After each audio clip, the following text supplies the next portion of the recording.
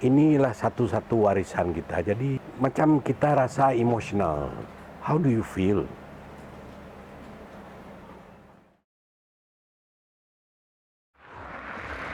Perjalanan sejauh 178 km dari Kota Samarahan ke Seri Aman mengambil masa selama 2 jam dan 33 minit.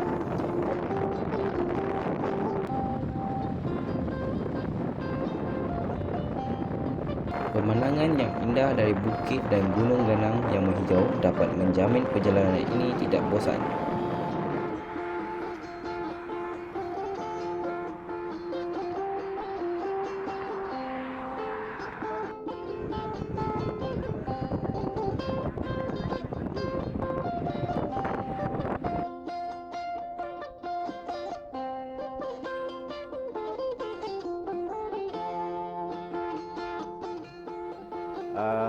Sebelum itu, Seri Aman ini dikatakan bandar Semanggang, bahagian kedua. Jadi sekarang dinamakan Seri Aman.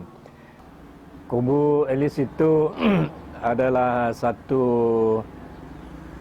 yang kita katakan satu, boleh dikatakan kota ataupun kubu yang pentadbiran di bawah Raja Beruk.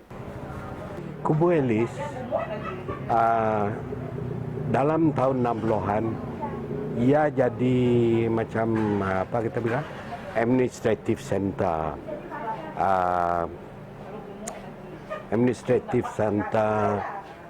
bagian Semanggang. Jadi di sini pejabat daerah, pejabat residen, pendidikan, penjara, semua bertempat di sini.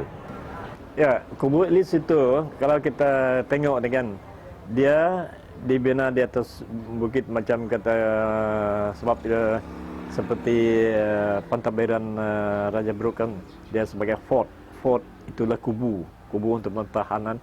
Dia dibina di Batang Lupa, kemudian Batang Lupa ini boleh mengalir kepada Batang Sekerang di mana penghuni Iban, kemudian Batang Lemanak, kemudian Batang Air. Port Elis ini juga untuk mentadbir bahagian kedua, kita ada di sebelah Seribas, ada Batang Seribas. Di sini perjumpaannya, kemudahan perjumpaannya dibuat di sini adalah untuk memudahkan penghuni dari Batang Sekerang, dari Batang Air dan Batang Lemanak untuk membuat ekspedisi. Ekspedisi yang saya maksudkan di zaman itu pemerintahan taklah seperti sekarang akan mendamaikan pemberontak kan.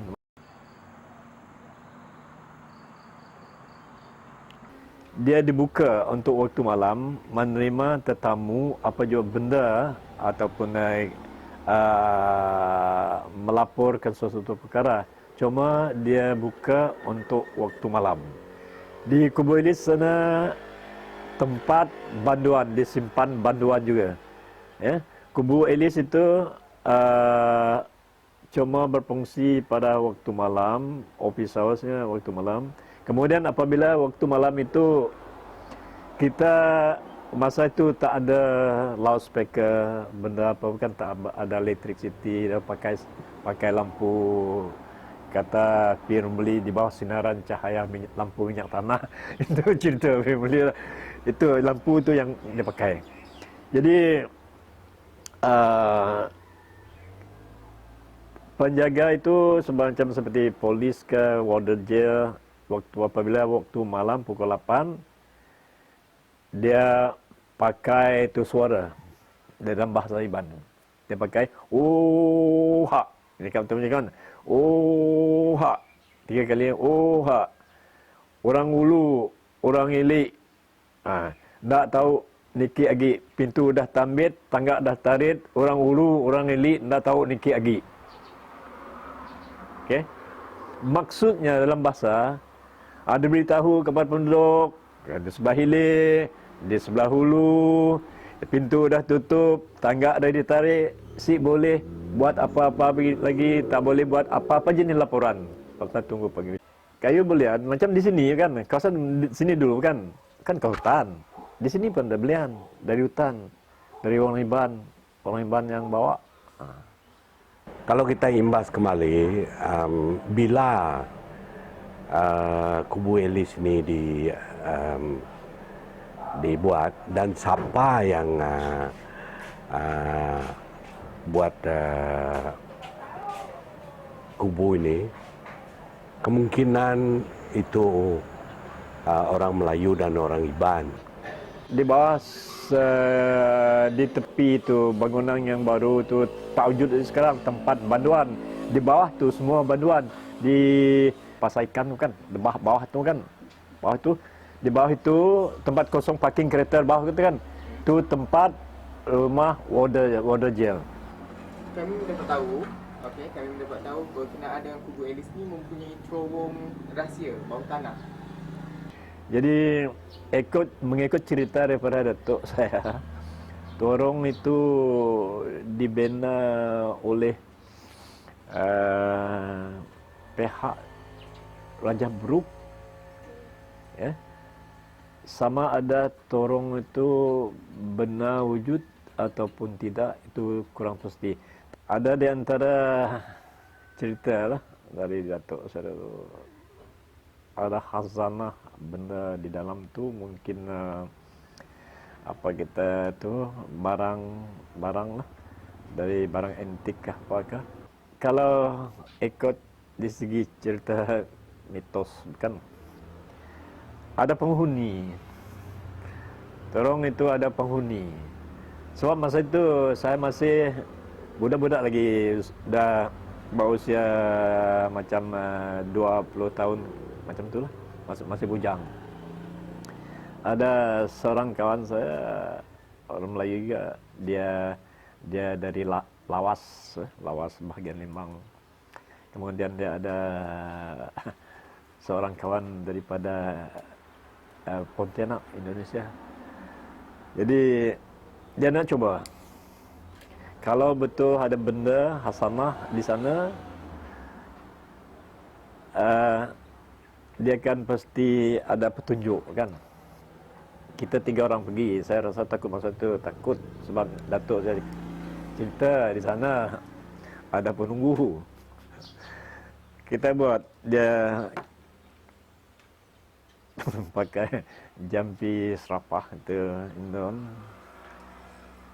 Dia pakai kain kan, kain tu pandai naik kain tu, berarti naik kain tu ada benda, harta khazanah di sana. Yang lain yang cerita di sana di Jeraya tu kan, sama penduduk dari Kampung Ile nak pergi Kampung Hulu nak pergi Ile, kalau dah jauh malam itu ada merupakan benda macam itu, kita guling tu kan, bantal tu yang bulat macam gulin, bantal bulat tu kan, golek golek macam tu. Kadang-kadang ada orang nak tengok macam tinggi benda tu. Berapa lama Kubu Elis ni beroperasi sebelum ditutup oleh kerajaan sendiri? Ingat saya dalam tahun seperti Kubu Elis kan, tidak ada yang jaga kan. Vandalism memang orang tengoklah tempat tu. Dia ini kopek, papan tu semua dibuat dari hasil kapan belian kayu yang tahan, dicuri, diambil. Yang sekarang ni kan, seperti yang kamu orang tengok macam mana keadaannya sekarang, memang tak terurus lagipun tempat melepak tu memang ada. Memang banyak budak-budak kampung-kampung memang melepak ke sini. Mantap, bagus lah kan bila orang lain tengok, orang datang tapi bagi kita sini memang biasa ya. Kubu Elis ni bukannya tak diguna, ya kalau kita nampak memang ya terbiar begitu saja. Oleh kerana pentadbiran kita dah banyak pejabat-pejabat untuk pentadbiran, tapi dengan baik pulih itu dengan cara kita bina macam seperti bangunan sekarang lah, pakai konkrit, everything macam tu lah, konkrit, kayak benda-benda yang moden sekarang kan. Tapi kita ketua masyarakat Iban Masyarakat Cina, masyarakat Melayu, bila dengar benda tu nak dibuat sebagai bangunan sekarang konkrit, everything macam benda-benda yang kita guna, peralatan yang guna sekarang kan yang secara moden kan, kita tak setuju. Kita buat mesyuarat sama dengan residen pentadbiran yang seremoni. Kita tak nak.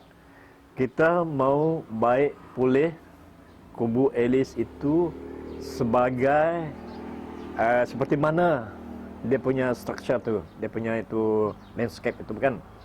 Dia buat daripada kayu, belian, tak nak masuk benda macam ni. So sebab itulah ditangguhkan untuk arkitek, masalah arkitek. Kita tak tahulah macam mana kerajaan tu. Arkitek susah nak cari arkitek. Kalau kita nak pakai arkitek dari Semenanjung mungkin. Jadi dalam masyarakat tu, Datuk Yang Hormat Datuk Francis kata, pasal arkitek kita tak perlu ambil orang jauh. Kita pakai anak tempatan. Kami bincang dengan Datuk Francis Sedin, itu satu alasan yang tidak konkret.